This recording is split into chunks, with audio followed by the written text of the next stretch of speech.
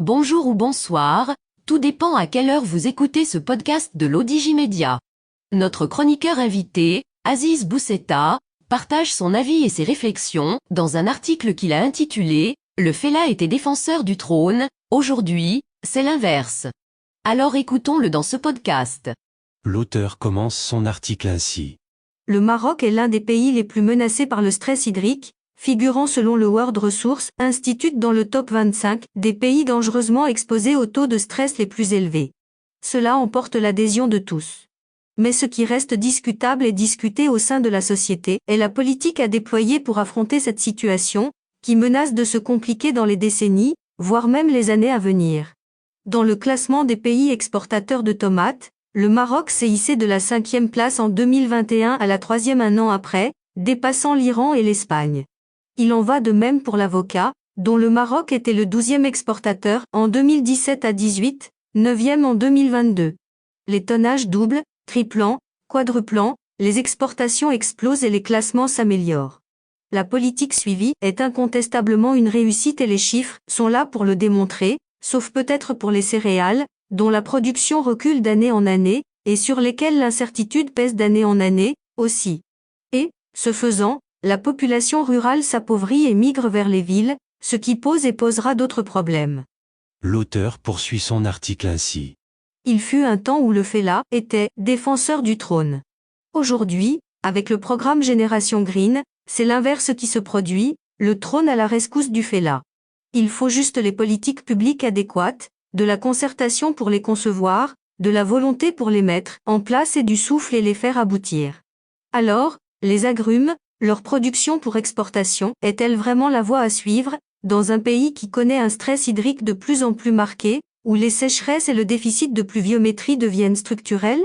Chacun y va de son avis, et tous les avis se valent. Et c'est là où le constat dressé par le haut-commissaire au plan devient intéressant. Pour Ahmed Lalimi, les conditions climatiques et les contraintes pluviométriques sont de nature à baisser la production agricole et il s'agit dès lors de repenser notre politique agricole. L'agriculture doit faire sa révolution pour changer de système de production, aller vers une souveraineté alimentaire et produire pour ce que nous consommons en premier lieu, dit l'ancien ministre et économiste. L'auteur pose des questions ainsi. Est-il réellement sage de continuer à s'enorgueillir de battre des records d'exportation de produits agricoles alors que nous allons vers de sévères restrictions en eau? Est-il sage de poursuivre la politique actuelle et de continuer de dépendre des autres pour notre alimentation? Est-il opportun de n'avoir les yeux et les pensées rivés que sur l'exportation et les rentrées de devises, sachant que, comme le martèle le ministre Riyad Medzour, quand on lui pose la question, et même quand on ne la lui pose pas, 87% de nos exportations sont des produits transformés et qu'il suffit dès lors d'augmenter les exportations de produits finis ou semi-finis pour compenser les exportations agricoles? Ne devrait-on pas plutôt axer nos réflexions politiques, économiques et sociétales sur la profonde transformation de notre agriculture?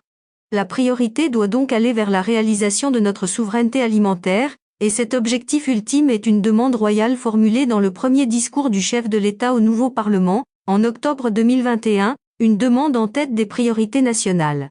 Mais, pour autant, si la souveraineté alimentaire, entre autres souverainetés, est une stratégie royale, elle n'est ni ne doit être une politique publique ou gouvernementale, même adossée sur sa majorité parlementaire.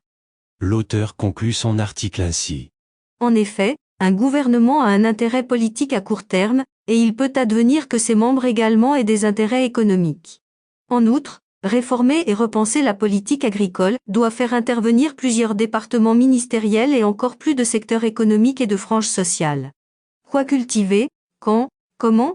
Doit-on fiscaliser certaines cultures, de combien, comment, et à partir de quand? Comment fixer les populations rurales dans leur région et comment faire? Quel régime foncier? Quel financement, public ou privé? Les experts de tous ces domaines expriment leurs opinions et ils ont tout raison, puisqu'ils sont experts. Le problème est qu'ils sont aussi antagoniques les uns aux autres. Une réflexion nationale doit être lancée, impliquant tout le monde et pas seulement le gouvernement ou les parlementaires. Et le plus tôt sera le mieux, car la sécheresse, elle, est déjà là et le stress hydrique n'attend pas.